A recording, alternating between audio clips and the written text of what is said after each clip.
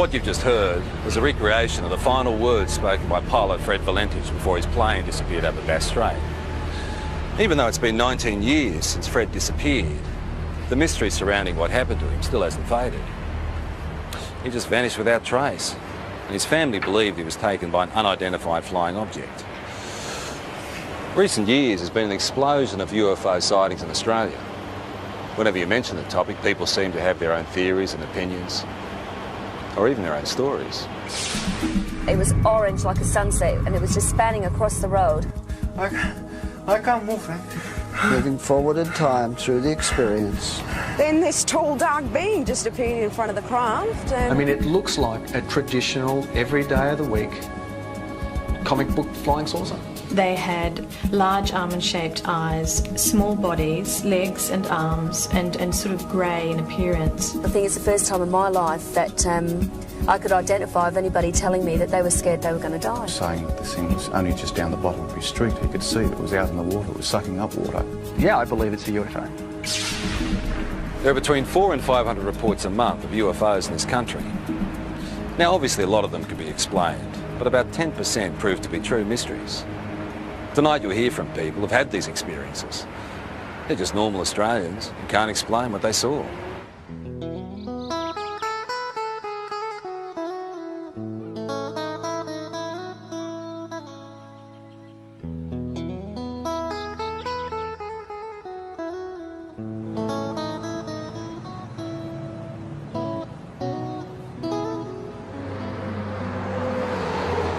I was travelling from Sydney in a northerly direction toward Gosford along this particular road here, the Pacific Highway, and it was quiet. There wasn't a lot of traffic. It was early Christmas morning, and I was just gazing out of the front window of the car, and I saw approximately half a kilometre away a bright silver metallic object crossing from south to north.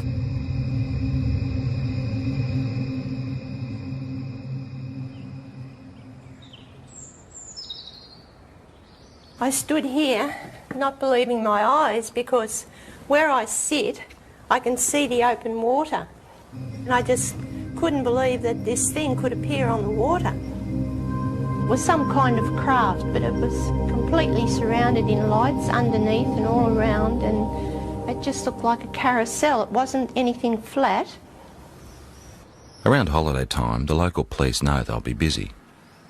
But on this New Year's Eve, the calls weren't what they expected. All people that I spoke to had exactly the same thing to say. There was no variance whatsoever in the object that was sighted. It was a huge chrome, very shiny object in the shape of a ball. At the bottom of the ball was a number of huge white lights. This object looked like it was sucking up water.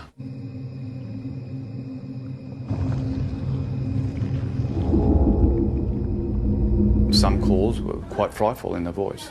You could actually hear the fear, and in the background especially, the fear of people and of course animals and things at the time that were experiencing this phenomena.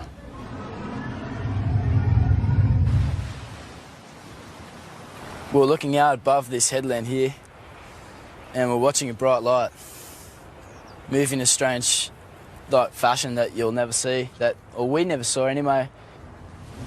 It was moving quickly and moved, for instance, in a zigzag fashion.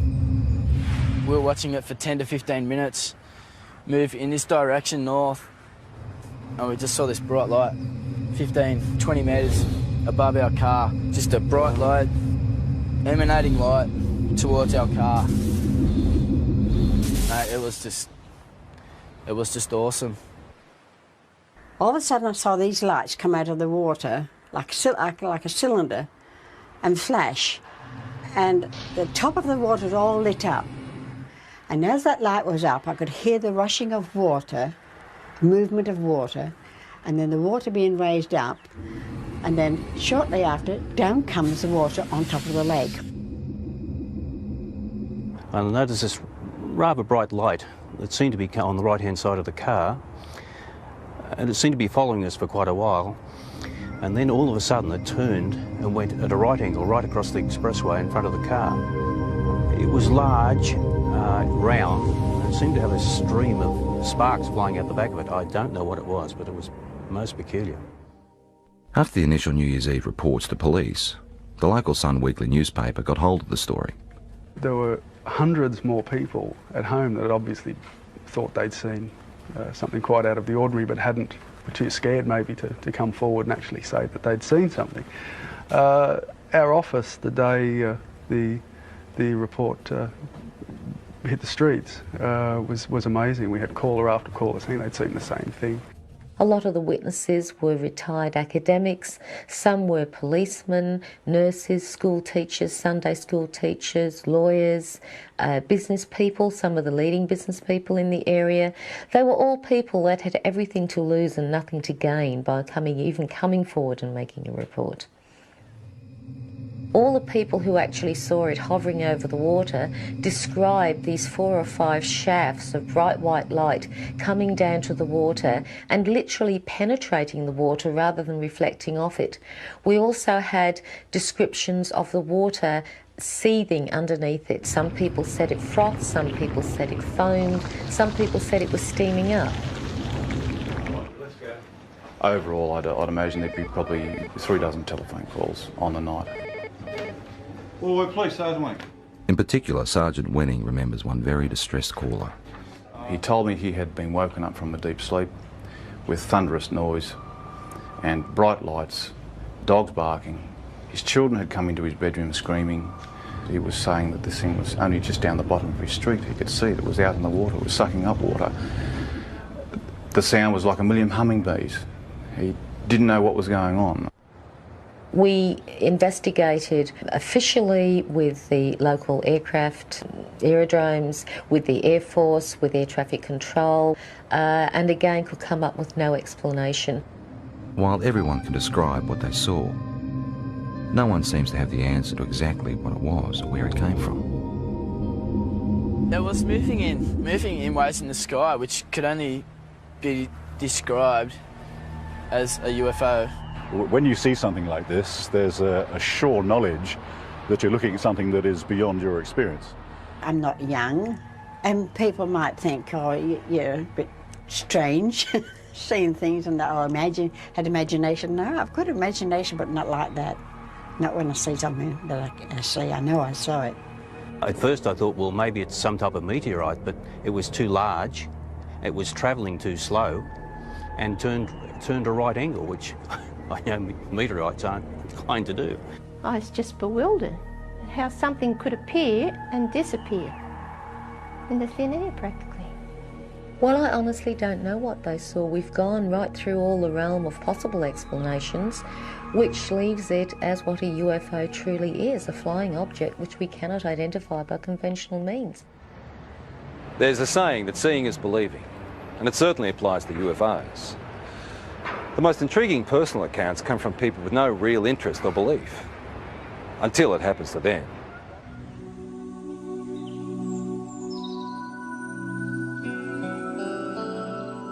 Before this happened to me, I can be honest, I could say that I was in that category of being naive. I didn't believe it. I didn't really believe it, because I had to see, it's like I would have to see it with my own eyes. Grace's experience starts in the early hours of the morning travelling home with 3 girlfriends. Victoria, who can't be identified, was one of the women in the back seat. It's when I got a bit further down the hill that I noticed on the right-hand side of me some long, oblong-shaped lights.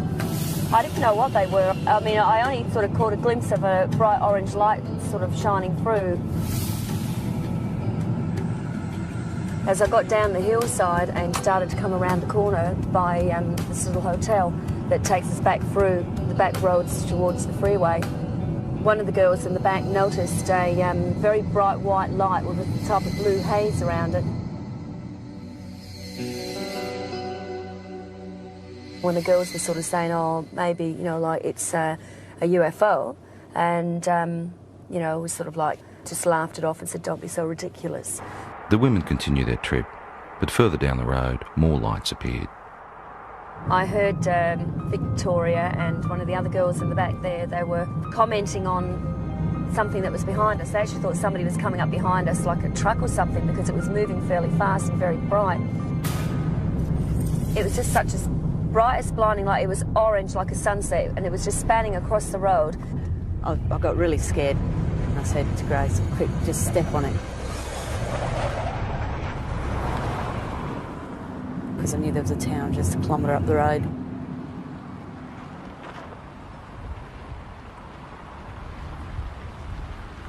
As we got closer into the middle of this car parking area and looked up, we could see this ship. Well, that's what you'd have to call it, because it was, you know, definitely not an aeroplane, and it was something from definitely not this world, that's for sure. It sort of moved across from this direction straight over the top of us.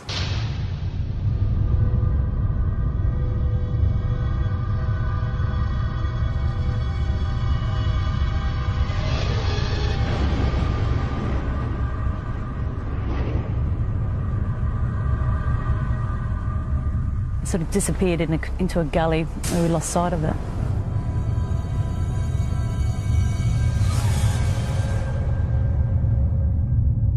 We were scared for our safety. I mean, I've got to be honest, I think it's the first time in my life that I could identify with anybody telling me that they were scared they were going to die. Because I was. When I got to the opening of the drive here, the other girls noticed that there was something else up, some activity up there in the sky. We were still scared. We didn't know what they were either. They seemed to be moving in a direction that this other craft had gone over and gone down. So the first thing you think of, just pull in someone's driveway. And as I pulled in, the light was so blinding, it actually was hurting our eyes to look at it. Then I noticed a figure coming. It wasn't a human, it definitely was no human, that's for sure. I felt threatened by it, I felt really, really threatened by it.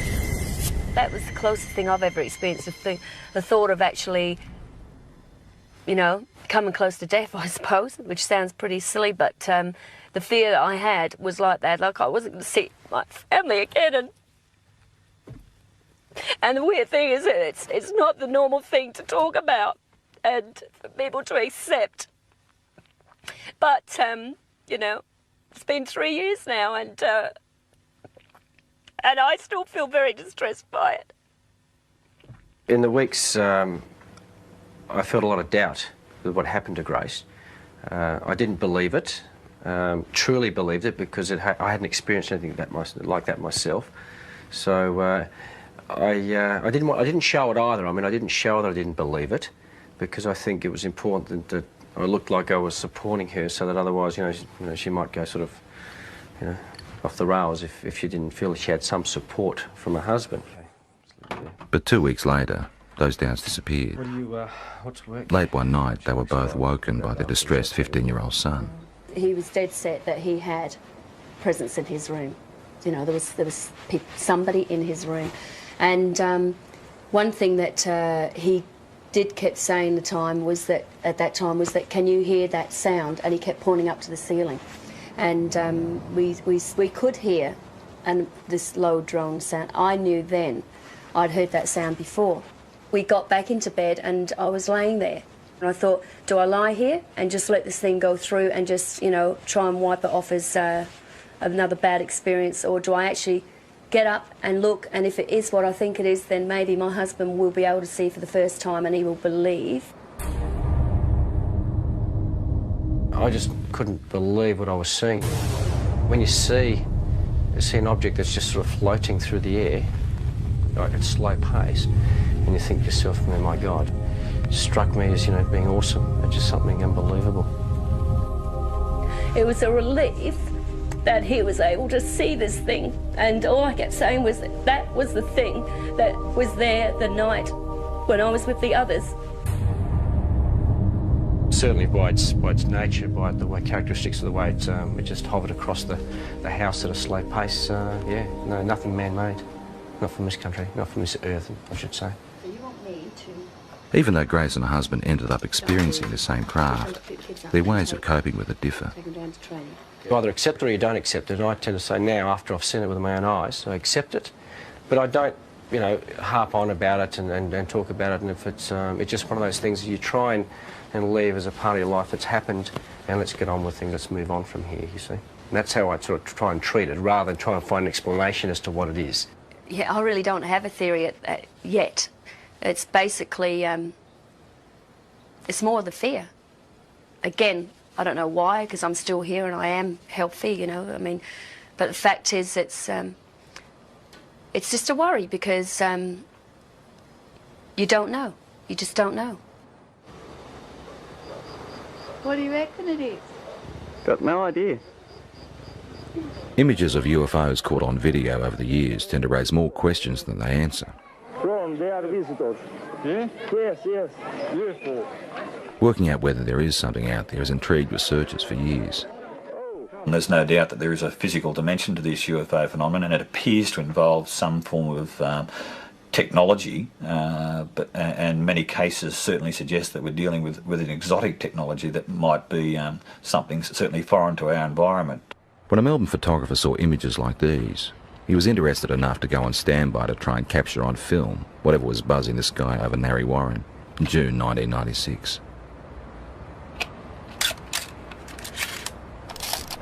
I got the phone call and I was told that the lights were spinning across the tree line over the homes. What I did was put the camera onto the object, allowing it just to come into frame, hit the shutter, count to 20, stop, wind, move the camera to the next part of the frame, start the shot, count to 20, let it go, and so forth. The first night, the result of the photographs showed just light trails of this object going across over the tree line. The second night, with higher speed film and higher magnification lens, is where we actually captured the shot of the disc. This thing was, the only way to explain it was moving across the air like ice on a hot plate, very, very smooth. Later in the program, Doug's photos will be studied by an independent expert. Well, it was flying, it's unidentified, and it was definitely an object. What it will be, and I hope with the analysis will prove me right. But yeah, I believe it's a UFO. In the UFO community, the term hypnotherapy is like a buzzword. It's the thing to try if you feel you have secrets of the past to unlock. While mainstream medicine doesn't necessarily recognise it, people who've had UFO encounters believe it helps.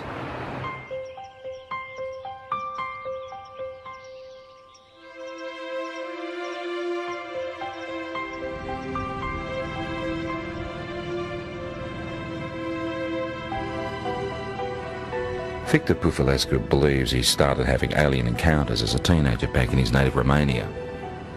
He's turned to hypnotherapy to try and find out exactly what happened. It's like being a good soldier. You just obey orders. This is actually probably the best description of hypnosis process. Loosen limb, deeper sleep. Loosen limb, heavier and heavier. Not a worry, not a care. Deeper, deeper, and deeper. Hypnotherapy is a way of allowing us to get into the subconscious mind.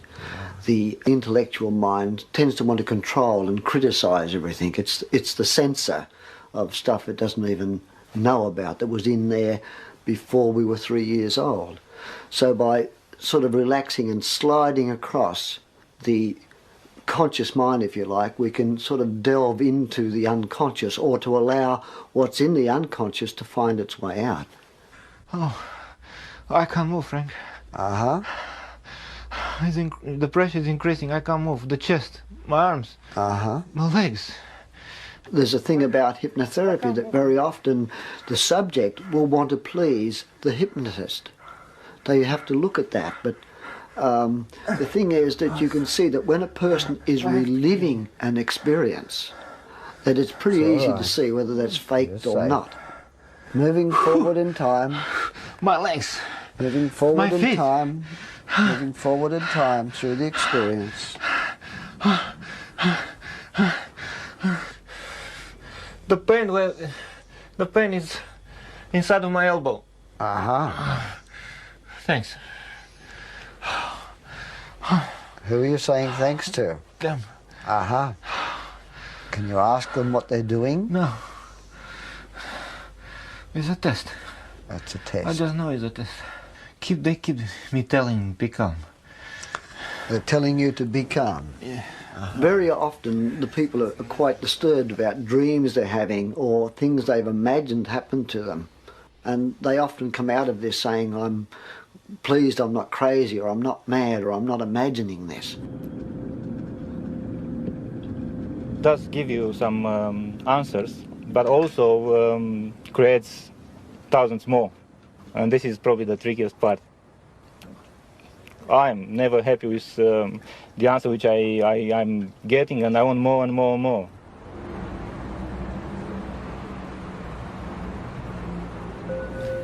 Just relaxing as much as you can with every breath. Just feeling a sense of calm. From 1992, there was a very strong correlation with awakening psychically and with my healing work to having these experiences. Elizabeth Robinson is a spiritual healer and therapist who says she's been having extraterrestrial experiences since childhood, but is only now starting to accept them. I mean, when they started with me, I thought, my God, this is bizarre. You know, this is crazy. This is in the realm of science fiction. But I know now I've had to work through that and struggle with it, and I've denied it like hell for 5 years. And I can't deny it anymore. Elizabeth says she started seeing creatures like these around her home in Perth in 1992. There were 3 beings standing there. They had large shaped heads, bigger at the top to chin at the bottom, large almond-shaped eyes, small bodies, legs and arms, and sort of grey in appearance. But they looked at me with a sense of intent and intelligence. Soon after, Elizabeth's daughter talked of being visited by a lady during the night. Elizabeth believes it was one of the same beings. And I looked down on the desk, and here was a drawing of this being, this same being that I had seen. And I said to Jessica, who did that? Because I knew that at 2.5, her drawings were scribble drawings. And she said, oh, that's the lady. I tried to rationalise it, but I knew that I wasn't imagining this stuff. You know, there was something in me that told me that there was more to these experiences. They're looking at me again. Elizabeth then turned to hypnotherapy to try and uncover what she couldn't understand. This session was recorded last year with visiting American UFO researcher John Carpenter. I don't want to give the baby up. What seems to have come up in hypnosis is that I've had children taken from me, babies taken from me that are growing up on crafts. And this is just absolutely bizarre, you know, talking about this. I mean, you talk about this, but, you know, at first you struggle with it. I mean, you can't fully comprehend this, but what I could comprehend was the emotion around it. I know what they're doing. They say it's time. They tell me with their mind. The emotions are so real, they're raw, you know, the grief is there, the terror is something like I've never felt before. They're just doing what they're doing. What are they doing? They're getting the equipment ready. Part of the reason why they're involved here on Earth is to help us awaken, but there seems to be some sort of reciprocal type of arrangement whereby, you know, they're coming to Earth and they're creating a new race of beings, or creating some sort of hybrid race of beings. I used to think, okay, I'm dreaming, until I used to be able to get up, go to the bathroom, make a cup of tea, come back, sit down, they'd still be waiting for me. And I think, oh. Elizabeth and colleague Mary Rodwell now run a support group in Perth for people who've had alien experiences. And this is what I mean, my business is emotional trauma. That's why I'm here. And I won't deal with fantasy. I can't deal with fantasy. So it's about emotional trauma. These people are stressed quite desperately with fear and anxiety about a lot of things that they only have a vague idea often about, but often is because they've remembered being taken. I went 3 months with barely any sleep. If you remember, I told you about 11 or 12 weeks, barely any sleep. Most of them just want to live an ordinary life. They don't want this to happen. So for them to have the chance to at least talk about it and release all the anxiety and fear around that as much as they can around talking about it, it seems that through that there is real healing. For me, I became very frightened that I would be labelled crazy or, you know, hallucinating, whatever it was, and that I couldn't have somebody to relate this experience to that would honour my experience. Have either Elizabeth has always kept journals about her experiences, which she is now using to write a book. I saw a grey being appear, white-grey colour. In the dream, I was searching for my son, even though the child dream of trying to run away from several grey beings, but as fast as I ran or wherever I really don't expect someone to be able to say, absolutely, you know, this is real, because, you know, you always doubt yourself, but you know that it's real, and you have to come to some point and stop denying it, and that's what I'm starting to do. Sorting out the facts surrounding UFOs can be tough, unless of course there's something that science can put to the test.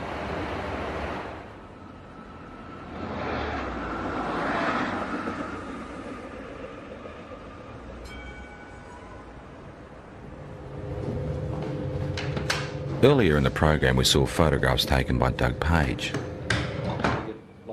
The time exposures show what Doug believes is a UFO hovering near his home in 1996. Now, has this been observed by other people as well? Practically all of Narre Warren. Okay, so that was seen, but not as a streak, because this is a time exposure. So it was simply an object of some sort traveling. Correct. In somewhat of a line, but as you can see, it goes up and down here.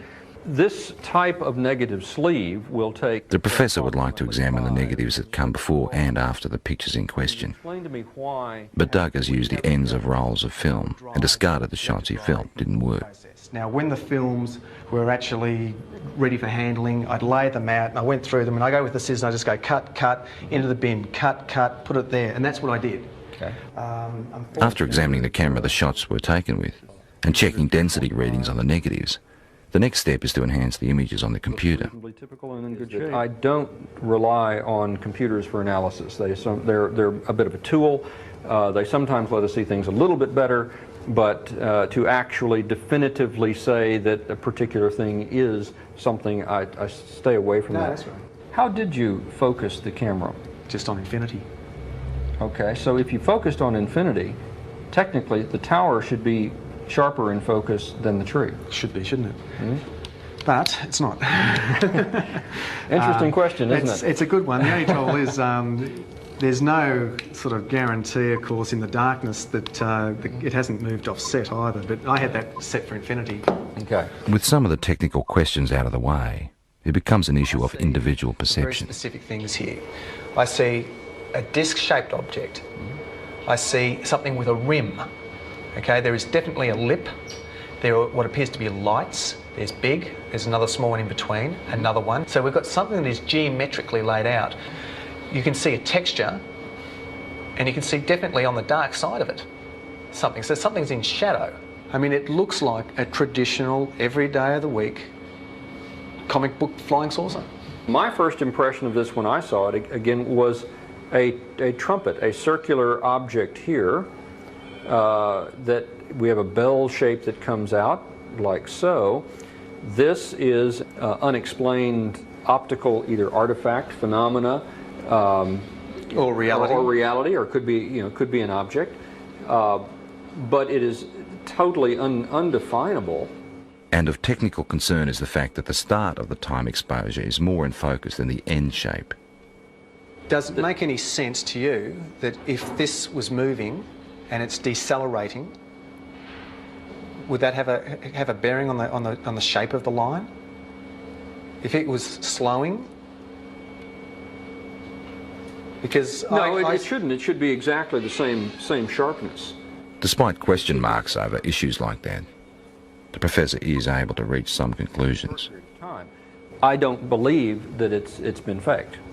I think it is probably something that was traveling through the air. What it would be, I wouldn't know, and there's no indication from the photographs that would give me any clue. There are points there that I haven't considered, such as the object, could well be a phenomenon that that I've never heard of. So I mean, we've got to keep an open mind.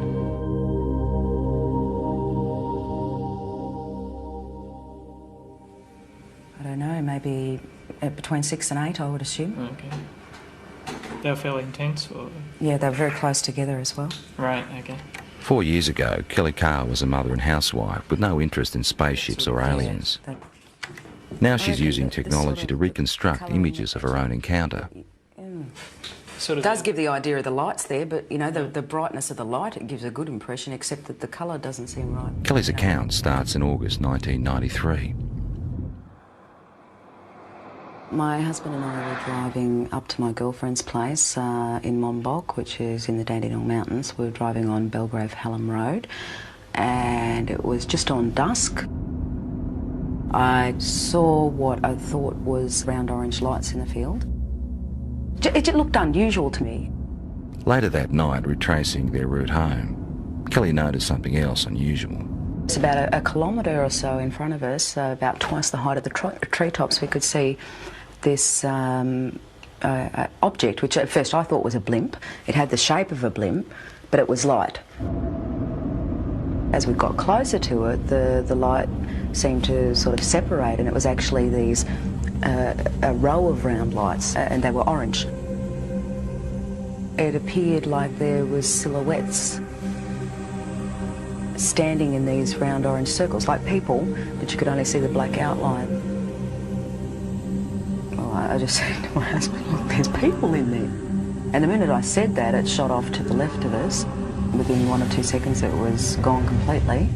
About a kilometre or two further down the road, as we kept driving, I came across at least what I thought was a screen or a wall of light across the road. And my heart started racing and the adrenaline was sort of pumping through my body, and I'm thinking, we've just seen this back down there, we're in for, a close encounter. Then the next instant, nothing. We seem to have actually covered a fair distance that I don't even remember covering. It might have been possibly close to a kilometre that I don't remember actually travelling. There was no light. There was nothing blocking the road. Kelly says it wasn't until weeks later she remembered actually getting out of the car that night. And I saw that there was another car that had pulled up 100 metres down the road. Then I walked around the front of the car to where my husband was standing on the other side, and we started walking across the road together. As we were walking across the road, I looked down and I saw that the other people were getting out the car and starting to walk as well. So I was quite happy that there was other people there who were seeing the same thing that we were. And we walked up along here to where the fence is. Right out in front of us is this huge craft. I was totally awestruck. It was science fiction coming to life. There wasn't any fear then. It was just all total awe. We stood here, I guess side by side, my husband and I, for about 30 to 45 seconds. Then this tall, dark being just appeared in front of the craft, and he was followed by about another 7 or 8 that appeared straight behind him. I felt this energy go through me. It's like nothing I've ever experienced before in my life. It was like some sort of low-level frequency that came in waves, but it was so dense that I could actually physically feel it going through my body. And that feeling absolutely terrified me. It was like, I can't even explain the horror that I felt just feeling this. And I began screaming. The minute I did, the eyes on these things lit up and they came charging across the field. Halfway across, they split up into 2 groups. Some headed off down there and the rest came directly towards us. I felt this blow to my stomach, and the next thing you know, I'm back here somewhere on the grass. It literally lifted me off of my feet. And I thought I was going to die. I thought if I don't get up now, I'm going to pass out and I'm going to die. I'm not going to come back to consciousness, you know. So I pulled myself up into a sitting position, and when I sat up, I couldn't see anything, and it was like there was just black in front of my eyes. I want you to try stretching it down a little bit as well. Kelly is not the only one who saw these images that night. For the first time ever, independent witnesses have given the same account of a close encounter. Even though Kelly has never met Jane, Glenda and Bill from the other car she saw, she has seen the sketches they drew for UFO researchers. They've drawn the same circles of light around the top of the craft with these blue lines coming down, ending in a semicircle on the ground. They've actually also drawn a tripod underneath, which was something I didn't see that night. It becomes very clear then that we were all looking at the same thing and that it wasn't your average saucer-shaped craft. And basically, the second party were able to draw sketches of the beings very similar to the ones that I had, and they're not your usual little grey things that are, you know, media propaganda. I found a small red-coloured equilateral triangle underneath my navel, which I guess in reality provoked only a minor curiosity at the time. It was oddly geometric, and I did wonder, you know, how something like that could get on me that looked like a burn without me feeling it. At UFO conferences, where Kelly is now a keynote speaker, she adds strength to her own story by showing photographs of physical marks left on one of the other women.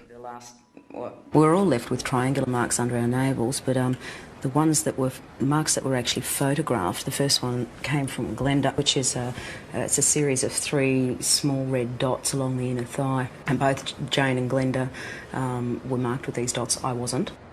Glenda had a ligature mark around her ankle, which is quite severe bruising. It looked like she'd been strapped down to something. UFO researchers have also reported finding physical traces at the site where all witnesses said the encounter happened, particularly in relation to where the craft landed. Inside that semicircle was actually a triangular formation of 3 points spaced 6 metres apart, which correspond with the tripod that was drawn underneath the girl's craft. To this day, Kelly still doesn't know exactly what happened to her that night. Tried a little bit. Her most vivid memory is the fear that she felt. That's very good. It's finally come out to what I'm looking for. And I think a lot of people, you know, might have experienced the fear in a nightmare where you're being chased or something like that, and it's a terror that you feel that, you know, sometimes can wake you up or whatever, but it's absolutely horrifying when you're dreaming it. And that's exactly what I was feeling while I was totally awake. That sort of terror, actually having to feel it while you're conscious and physically awake and feel it as a reality, is like a living nightmare, like a nightmare had come to life.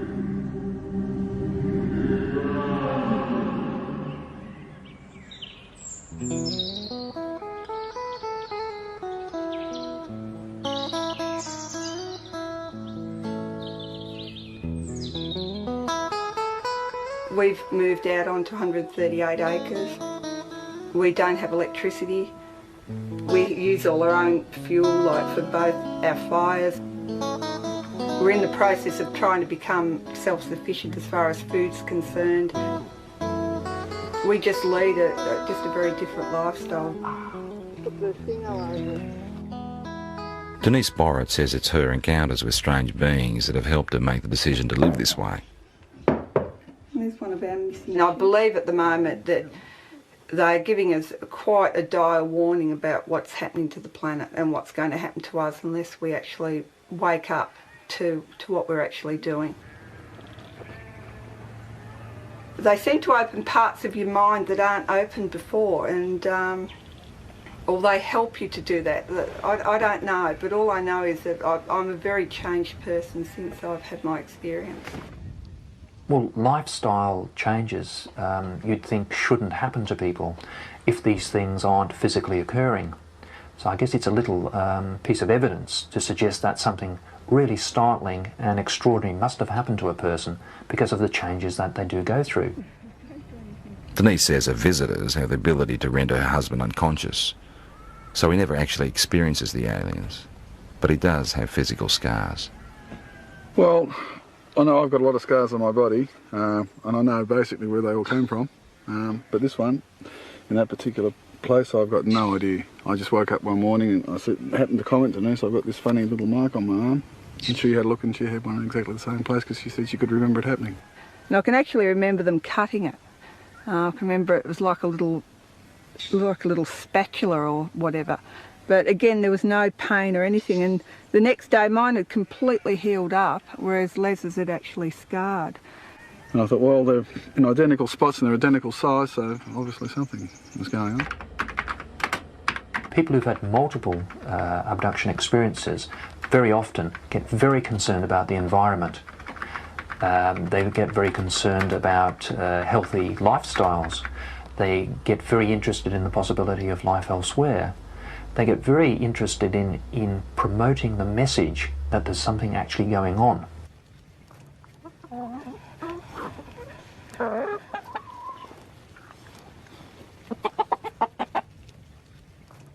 If things do go haywire on the planet, like I believe they will, that we at least will be able to feed ourselves and not have to rely on man-made energy to keep ourselves going.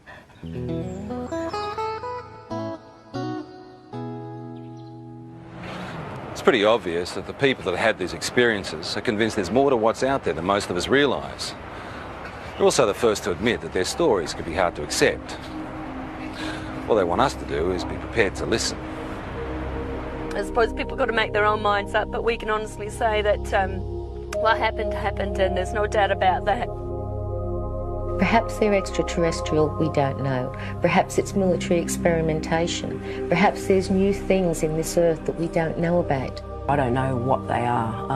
I know what happened to me, but I don't know anything about them. Well, I'd have to say that the evidence seems to be fairly compelling, that we seem to have some sort of alien life form, just in what it is. You've got to keep an open mind. And since I've accepted it, I think I've really started to see it's not really bad. There's a lot of good in what they're actually doing.